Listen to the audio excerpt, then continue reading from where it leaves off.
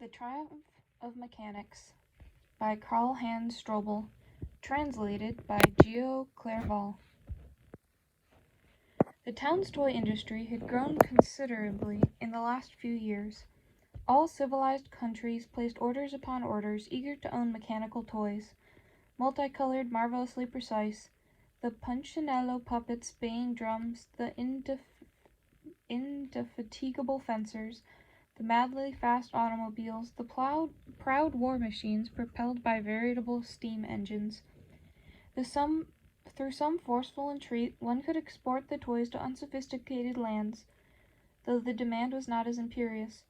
One could often find, deep in the forests and out in the deserts of Africa, a little indigenous child playing with what remained of those remarkable products. A famous explorer even confessed to having been fooled in the jungle, at the very end of the Malrasi, by a very peculiar monkey. The beast sat in a palm tree, and the explorer had convinced himself that he had discovered another simian species, when he glimpsed his country's trademark drop-in 105307, which destroyed his hopes. But the independent press soon placed the story in the usual category, as far as explorers of Africa were concerned, of imaginary ravings, and condemned it as one more conspiracy conceived by the abhorred colonial policy. The automated rabbits from the firms Stricker and Vordertiel were by far in greatest demand. These small animals, exact replicas of the natural creatures, were capable, when their spring was fully wound up, of hopping around like their living models in 5 or 6 circles. A mechanical engineer of universal genius, an American, of course, whose invention seemed to fall from the heavens directly onto his lap, had designed the humble inanimate beast specifically for the company. Unfortunately, the moment when the firm's performance and celebratory peaked, everything collapsed like a house of cards. With the impertinence of the man who believes himself indispensable, Hopkins requested to be paid double, work half hours, and have access to a personal laboratory and a vacation property out of town. Stricker was inclined to accept, but Vordertiel opposed this decision in the strongest possible terms. "We can't do that, if only for the sake of management's principles. Otherwise, in 6 months' time, Hopkins will come up with some new whim." Stricker agreed. The American, a grin hovering about his face, listened to his boss's decision and responded by handing over his notice. The slight consternation and discontent caused by this reaction vanished when the owners realized all the crucial secrets of fabrication were safe, and the enterprise risked nothing. "What if," said the anxious Stricker, "Hopkins creates a competing firm?" "Leave it to me," said Vordertiel, in a soothing tone, as he was, through a few discreet dealings, acquainted with the town's mayor. The defector would receive no permission to start his business. Meanwhile, Hopkins worked as if nothing had happened. He continued to supervise the factory's production, changing a few small-scale details, as if he intended to work for Stricker and Vordertiel forever. One could say he invented as easily as he drew breath.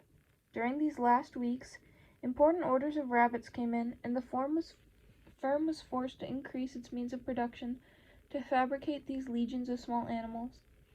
Hopkins, wearing his customary smile, left at the end of his notice, doffed his impeccable top hat, and bowed low to his former employers.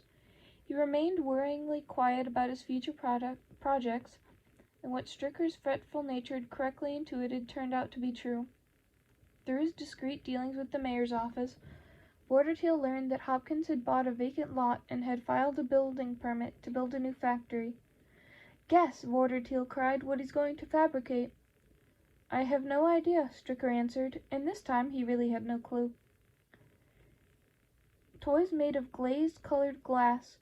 That's what he wants to do. Glazed colored glass. Have you ever heard of such a thing?" Stricker had never heard of such a thing, but he deemed Hopkins capable of anything, even of making glazed colored glass toys, which is why he blanched, nodded, shrugged his shoulders, and hunched over, thus losing 3 centimeters in height. Vordertiel yelled, "Glazed glass, and colored! Nonsense." "Calm down. It's probably a mistake. Maybe Hopkins meant to say gasified air. I think I heard something about it. At these words, Vorderteal banged his fist on the table so forcefully that the huge recorder placed over his head oscillated. He cried, "This is a serious matter.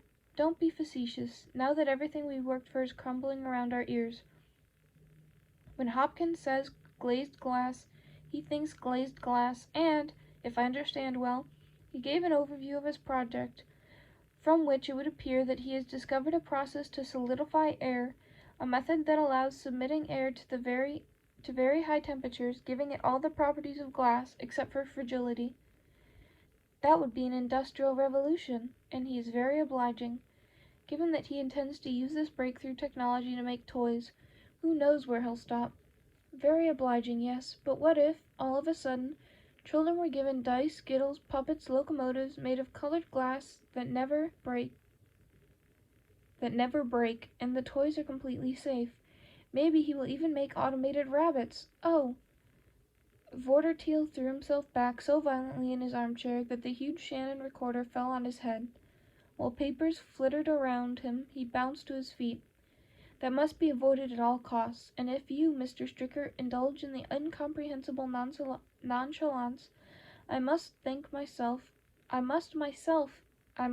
must thank God for having connections that will help me foil Hopkins' nefarious plan." The following weeks, many discussions took place through the usual discreet channels between the mayor and Vorderteal.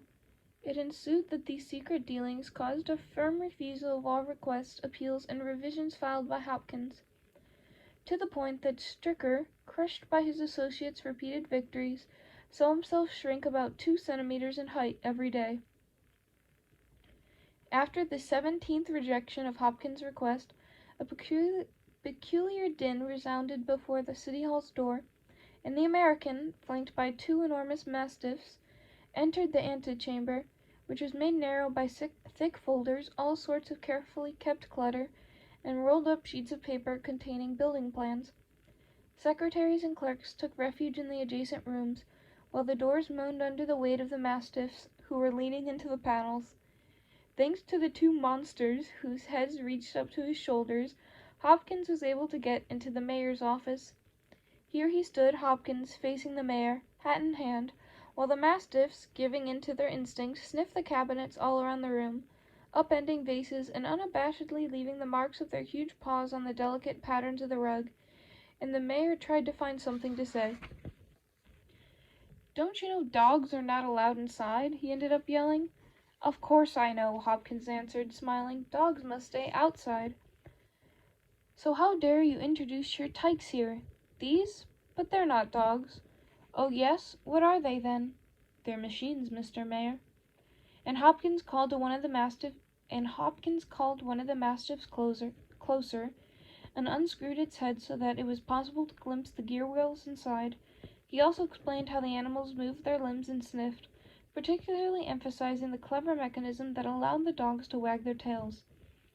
"What the hell is this for?" asked the mayor, an almost imploring expression on his nonplussed face, while the cogs, wheels, springs, and electrical batteries spun frenetically. Hopkins switched his dog's mechanisms off and reposited through another question. "Why wouldn't you let me build my factory?" "For that, you should address the Civil Engineering Office in order to learn whether it is possible to obtain a building permit. I have already put the same question to the Civil Engineering Officer. There I was told to address the police officer. Well then, and? From there I was sent to the Technical Assistance Office, and there they wanted me to go to the Civil Engineering Office again, but at this point I decided to address you directly." The mayor, seeing himself abandoned by all his auxiliary offices, resigned himself to replying, "We didn't respond favorably to your request because the legal requirements were not met. But everything's perfect, and if you don't believe me, I shall do whatever it takes to obtain your agreement one way or another." Under the dog's lackluster stare, which seemed as threatening as the glint in their master's eyes, the mayor dared not to contradict his interlocutor. The 3 creatures that fenced the mayor inside a magical circle resembled receptacles of accumulated force waiting for a switch on to explode into action, unleashing destruction. In a wavering voice he asked, And now what do you intend to do? Oh, I can choose one among hundreds of possibilities, like rabbits, for example. Rabbits? Yes, I can send 1 billion mechanical rabbits on the town. There the mayor burst into laughter. 1 billion! And mechanical! Ha ha! I am under the impression you have no idea what 1 billion is, and you don't know a thing about the perfection of mechanics, not to mention the effect of inanimate objects to which one lends movement. But the mayor, who couldn't control his fits of laughter, kept saying, Rabbits! Automated rabbits! Ha ha! Then you take responsibility for it? But of course, of course. All right, said Hopkins, and tipped his hat by way of a farewell. He turned on his dog switches, and followed by the monsters, exited, an amiable smile at the corner of his mouth. It took the mayor 2 hours to recover, and only after all the heads of departments succeeded in restraining their serious cases of the giggles, he went home, a vague air of satisfaction about him. Exhausted by his unusual exertions, he couldn't wait to tell his wife about the joke.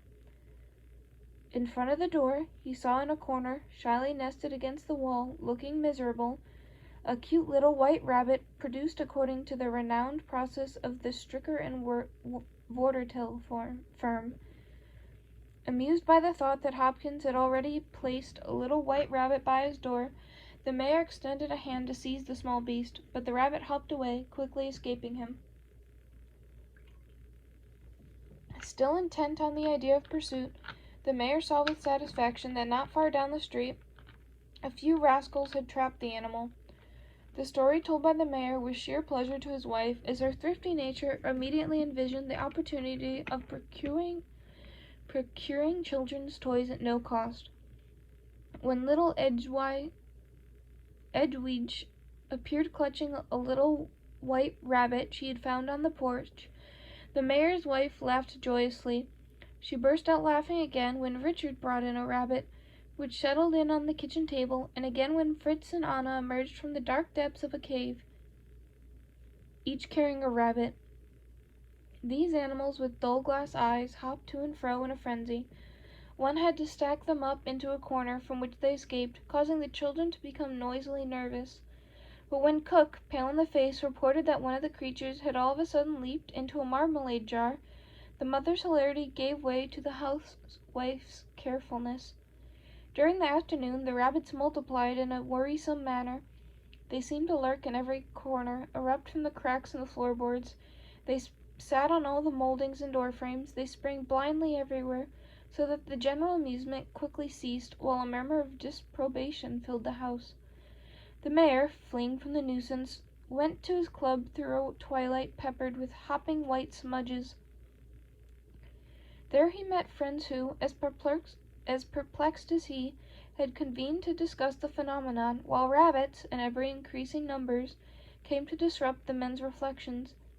From time to time, Joseph, the club's barman, swept the animals out of the rooms, but the next minute the things shot up from every corner, leaping at one another, their glass eyes red and bulging. Upon the reading table, the creatures deviled the sacred placement of the newspapers. The gentlemen traded furious glances, deeply disturbed by this aggravating intrusion, and left as soon as it appeared that Joseph and his broom were unable to get rid of the vermin. That same evening the mayor felt a hard lump under his bedclothes, and when he anxiously groped for it, his hand came up filled with a rabbit that stared at him stupidly. Cursing, he threw the thing, but the animal contented itself with uttering a weak, high-pitched scream like a stuck instrument, and then resumed hopping. At this point of resilience the mayor flipped his lid, and the effects of his anger troubled his sleep as his dreams teemed with rabbits.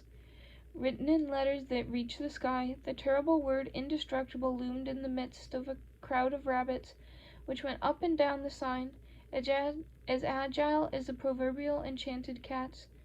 The red eyes converged on the same point, the mayor, who lay paralyzed in bed. When he decided to wash away the sweat caused by the nightmare, the man found the top of his washing stand invaded by rabbits, and one of them, with its fur thin and dull, twitched pitifully at the bottom of his pitcher. With a satisfying malignant pleasure he hurled the creature to the floor, but the rabbit slowly straightened and resumed hopping with the usual enthusiasm. In the streets the passer-by could not take a step without stumbling upon one of the little monsters. which survived the most incredible torments applied by urchins, and even the passage of the heaviest trucks. Rabbits on the steps of City Hall, rabbits in every corridor. Perching on the highest folders, they glanced down at the poor mayor, who passed among his employees, fighting against more rabbits to enter his office. 13 rabbits welcomed him from his desk, causing the papers to rustle and scattering them in splendid disarray. The mayor let himself fall into his armchair, invoking all the destroying powers. He cried out in anguish when his hands landed on soft fur. It seemed to him that over the Focus muzzled hovered an expression resembling a smile. Thanks to the multiplication, the smile seemed to amplify, growing stronger, and finally the mayor had the impression of seeing Hopkins' grin repeated 100,000 times. Mustering all his energy, the mayor called Warderteal. Aghast, they gazed at each other for some time, until the mayor recovered a shade of dignity. "This, Mr. Hopkins," he began. "Yes, this Mr. Hopkins," Warderteal said. "A billion automated rabbits. Indestructible." "Indestructible," Warderteal confirmed. "It's horrible. A billion automated The mayor had to brush away a rabbit that had brusquely leaped onto his shoulders and wanted to climb his head. "Damned mechanics," he cried on the brink of tears. Yes, but I don't understand." "What is it that you don't understand?" "My factory has never produced so many rabbits before." "Where do they come from?" Warderteal was unable to answer as he found himself inundated by the red ink a rabbit had just spilled. His elegant black trousers were ruined. The mayor laughed convulsively. Then Warderteal said, "I think Hopkins has hoarded all the latest orders. This man is the devil incarnate. He's out to get us, but—" And, ignoring the red tide that continued to spill out between them, he whispered, "But I'm thinking of something even more terrible." "What?" "Have you noticed that 2 generations of rabbits have presented themselves?" Yes, it was true. Among the 23 rabbits that frolicked on the mayor's desk, a few seemed to be smaller, more delicate, younger than the others. Even though all of them hopped about, eyeing the world with the same fixed, stupid gaze, smiling the same hideous smile. You see, when Hopkins was still working for us, he alluded to some revolutionary process, a kind of natural replication of mechanical rabbits, which he called asexual reproduction. We made fun of him at the time, but now, apparently, he is using this process. It's clear now. He's using it to terrorize us. Yes, these rabbits are admirable replicas of life. They're reproducing, and tonight we'll see a 3rd generation. Tomorrow morning we'll welcome the 5th. The day after tomorrow, we will sail toward 2 million beasts." This conversation met a quick and strange conclusion, which also ended the discreet dealings between the 2 men. Seized by the irrepressible desire to avoid going insane, and maybe a combination of rage and desperation, the mayor grabbed by the neck the author of this disaster, spun him around, and had him thrown out. Unfortunately, this violent act brought no resolution to the problem of the rampant rabbits. When they had appeared, the town was amused, and then enraged. But now the general sentiment was horror and disgust. White beasties hopped among the dishes on tables. They could be destroyed only with axes and fire. With the magistrate's authorization, bonfires were lit on the streets, and rabbits were brought in buckets, aprons, and hutches. But despite these measures, the number of rabbits increased by the hour until the town's population gave up. The fires consumed, a reek of burned fur stank up the air. Without anything to keep them at bay, the rabbits destroyed every trade, jammed the traffic, invaded all activities, and even insinuated themselves into the secret of amorous passions. But it happened in a region nearby, in Switzerland. A woman gave birth to a stillborn child. The terror experienced by the mother had caused this premature birth, and the child had on its face a mark in the shape of a rabbit. Indignation erupted, and City Hall was almost assailed by a rioting armed crowd. In this crucial moment, the mayor remembered Napoleon III, who succeeded in calming the miserable masses with raucous parties. Fighting an internal disquiet with external action seemed the right solution, even more so since he had glimpsed the 5th generation of monsters in his own house. So, he ordered festivities of the greatest splendor, commemorating the poet Schiller. Like a captain casting a last glance from the mast of his floundering ship, the mayor contemplated his town from the highest spot of the city hall. Even though the month was September, the rooftops, the streets, and the park seemed to disappear under layers of snow, but this peculiar blanket twitched, decomposed, and recomposed. It was only the billion rabbits, as promised. Like an old man, the mayor stepped down from the tower, slipping over the soft backs of a few thousand rabbits, and, as soon as he reached the ground floor, he heard the report of a policeman he'd sent to Hopkins' home. The man was nowhere to be found, which did not surprise the mayor in the slightest. That evening the townspeople gathered for the commemoration, after braving the mountains of rabbits filling the streets, particularly the crossroads, where the beasties superposed at double and triple layers. Even inside it was difficult to move about, as the rabbits leaped among the revellers' legs, occupied the chairs, and filed up and down the galleries, like a bas-relief conceived by a mad sculptor. An eminent professor who had considerably contributed to the town's intellectual life delivered a speech, and when he extracted a rabbit from his suit pocket to toss it away, the gesture seemed to punctuate his words in a customary manner. A more lugubrious expression occurred when the trumpets released a discordant tune, caused by the rabbits obstructing the instruments. Only the young dramatic singer, Beat Vogel, created a harmonious atmosphere when she sang a lied in Schiller's honor. Schiller's honor? Schiller's honor? Until a terrible scream broke the crystalline sounds as the singer extracted a rabbit from her cleavage. A rabbit, yes, with 9 more newborn rabbits hanging from it. The turmoil had reached a peak when a powerful voice rose above the din. Hopkins stood on stage. Beside the unconscious singer, he waved his impeccable top hat and bowed to the audience. "Ladies and gentlemen, I beg you to please pay attention to what I have to say. The painful events visited on you these last days could have been avoided if the authorities had been able to grasp the meaning of the word billion. Also showing greater consideration for the accomplishments of modern technology, I desire nothing more than putting an end to these disagreements. The rabbits will disappear as soon as my request is accepted, although, if my project should meet more obstacles, then and only then would I, against my desire, rest assured, make your situation a little worse." Smiling, Hopkins fished a squirming rabbit out of his pocket and held it up by the ears. "So far you've seen an innocuous species of rabbit, but tomorrow at midday you'll encounter a new variety, the rabbit that can eat." With these words he presented the animal with a bunch of clover. The silent crowd watched in consternation as the animal's muzzle twitched and turned toward the vegetable to swallow it with mechanical delight. Everyone pictured an army of indestructible, voracious rabbits devouring everything in sight. Dread crushed the assembly. Nobody dared utter a sound. That night an extraordinary meeting of the city council was called, and, come morning, an employee was dispatched to the American's house with an invitation to the mayor's office. This time Hopkins was at home.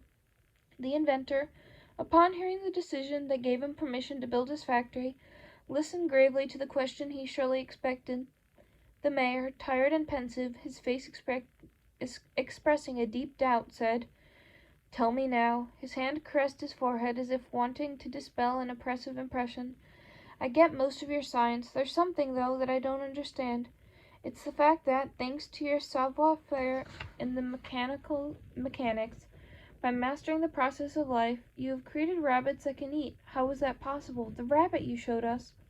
Hopkins gave a smile that was more bitter than usual and tipped his impeccable top hat. "Well, that one," he said, "that rabbit, Mayor, the one I showed you, was quite exceptionally a real, living rabbit."